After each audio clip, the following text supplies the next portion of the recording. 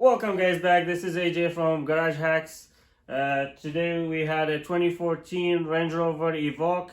We're gonna go over replacing the AC condenser, radiator, and the radiator fan, all with the hoses, all the components. Let's get the job done. Here you go guys. We're gonna start by replacing the lower return radiator hose. Let's go. Here's the hose to the transmission coolant. We're gonna connect it.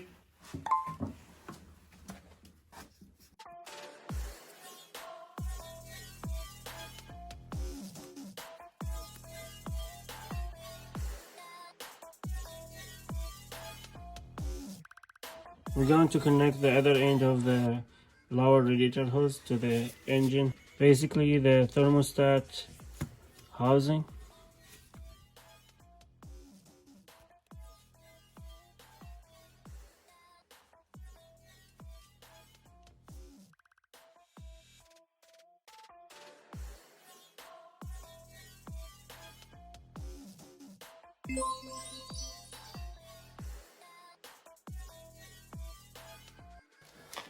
Here we had three hoses, one for the supercharged intercoolant, the other one is for the lower radiator hose, and the third one for the transmission.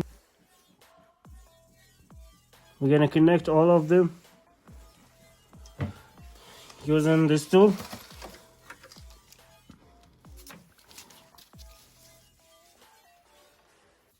This is a great tool.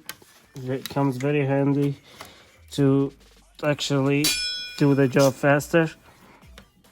I'm not advertised for this tool, but this tool is known for this kind of job.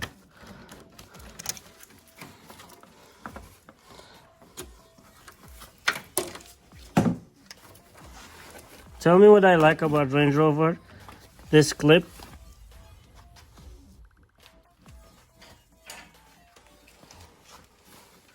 This clips when you want to clip. You only have to push it.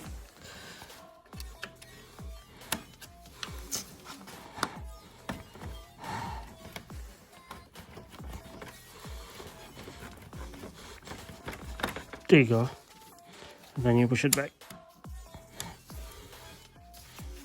We left with one more hose, which is the intercoolant supercharge.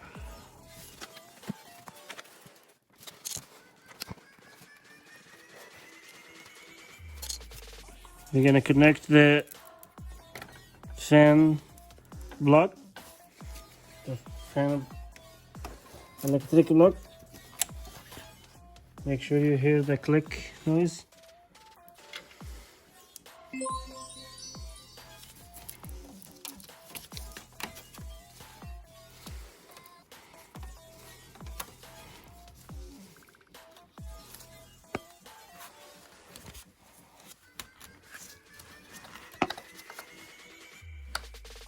This is the intercoolant sensor.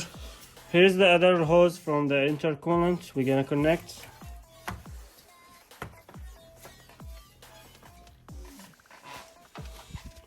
Using ratchet, 7mm.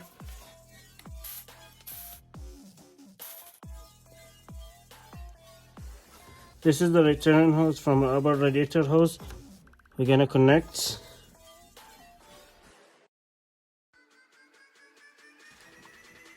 This is the AC high pressure hose.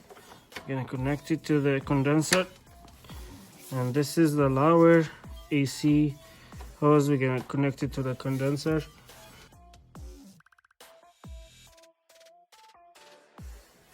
Using a 12mm wrench ratchet, we're gonna tighten it.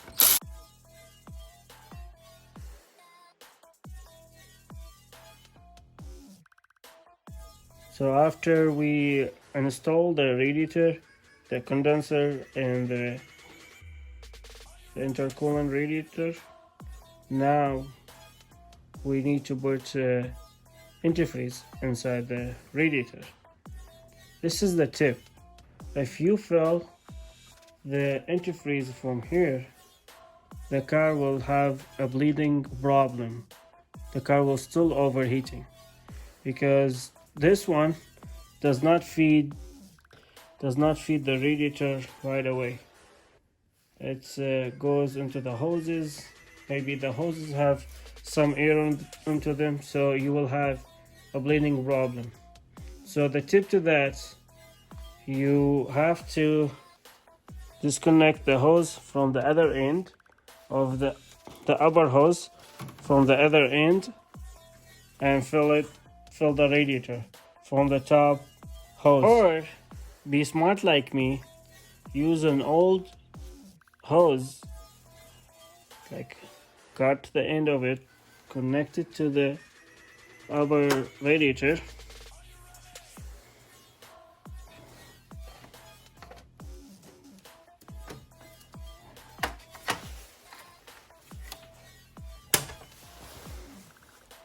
and fill it up from here, and then disconnect it again and put the good one. So this car, it's required to have a pink antifreeze, but you also could use AutoZone or any universal antifreeze, universal 50/50 or the pink 50/50. Both of them work fine, but I recommend, if your car does not use a universal before, only the pink, just go with the pink. It's a little bit expensive, but it's good. Today we're gonna use this antifreeze to fill up the radiator. The Range Rover 2014, it takes up to 2 gallons of this one and a half. 2 gallons and a half. So I don't have a funnel, you could tell. If you don't have a funnel, you could use a bottle. Simple as that. Let's get in.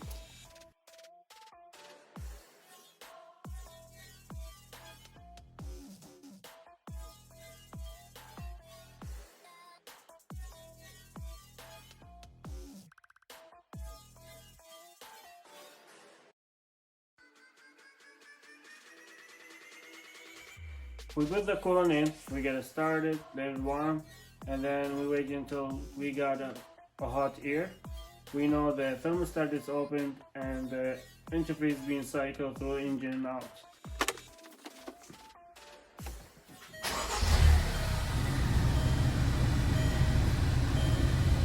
You see it when it's hot, when you get a hot air, when the engine up to the temperature and the antifreeze being cycled all around. That's all you need for replacing radiator. That's the end of this video. We'll see you in the next video. See you guys. Make sure you guys subscribe and like for all the videos.